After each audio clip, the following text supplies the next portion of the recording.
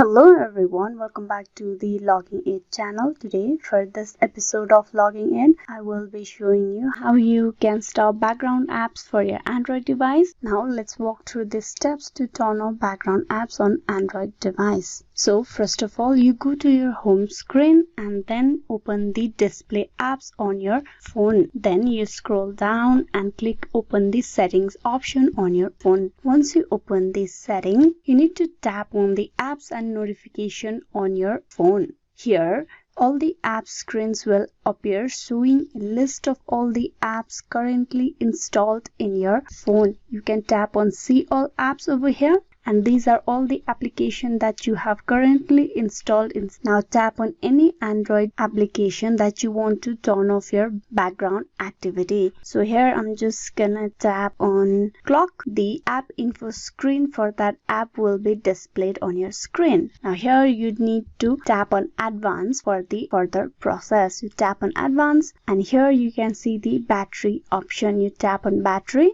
Inside battery option, you will be displayed the detailed use of this application. Now for you to stop the background application, you need to tap on background restriction. Tap on that option and you will be asked whether you want to restrict the application from using on the background to save the battery.